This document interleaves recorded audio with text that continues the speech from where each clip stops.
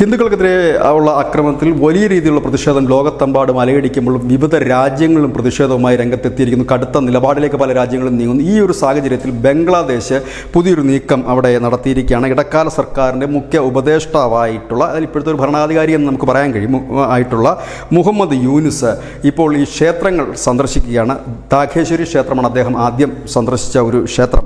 അതിനുശേഷം അദ്ദേഹം പറഞ്ഞത്, ഈ രാജ്യം എല്ലാവരുടെയുമാണ്, ഇവിടെയുള്ളവർ മതം ഉള്ളവരല്ല, മനുഷ്യരാണ് എന്ന് മനസ്സിലാക്കണം. എല്ലാവർക്കും മൂല്യവും അവകാശവുമുണ്ട് എന്ന് മനസ്സിലാക്കണം. അതുകൊണ്ട് തന്നെ അക്രമത്തിൽ നിന്ന് എല്ലാവരും പിന്മാറണം. ക്ഷമയാണ് ഏറ്റവും വലിയ ത്യാഗം എന്നുകൂടി അദ്ദേഹം ഓർമ്മിക്കുന്നത്. ഏതായാലും അന്താരാഷ്ട്ര തലത്തിൽ നിന്ന് വിവിധ രാജ്യങ്ങളുടെയും വിവിധ സംഘടനകളുടെയും ഒക്കെ പ്രതിഷേധവും സമ്മർദ്ദവുമാണ് ബംഗ്ലാദേശിനെ ഇത്തരത്തിൽ പ്രേരിപ്പിക്കാൻ ഇടയാക്കിയത് എന്നാണ് പുറത്തു വരുന്ന വാർത്ത. ഏതായാലും അദ്ദേഹം ക്ഷേത്രങ്ങൾ സന്ദർശിക്കുക മാത്രമല്ല, അവിടെ ഈ പ്രക്ഷോഭത്തിൽ പങ്കെടുക്കുന്നവരെയും അക്രമത്തിൽ ഏർപ്പെട്ടിരിക്കുന്നവരോട് അദ്ദേഹം പറയുന്നുണ്ട്, ഈ രാജ്യം എല്ലാവർക്കും വേണ്ടിയുള്ളതാണ്. ഈ രാജ്യത്തെ ഹിന്ദുവും മുസ്ലിം ക്രിസ്ത്യനും എല്ലാം ഈ രാജ്യത്തെ മനുഷ്യരാണ് എന്നുള്ള കാര്യം കൂടി നാം ഓർക്കണം. അവർക്കും എല്ലാവരെ പോലെ തന്നെ അവകാശം ഇവിടെ ഉണ്ട് എന്ന് പറയുന്നത്. ഏതായാലും ബംഗ്ലാദേശിൽ കഴിഞ്ഞ ദിവസം അക്രമ സംഭവങ്ങളൊന്നും തന്നെ റിപ്പോർട്ട് ചെയ്യപ്പെട്ടിട്ടുമില്ല. News desk Malayalam.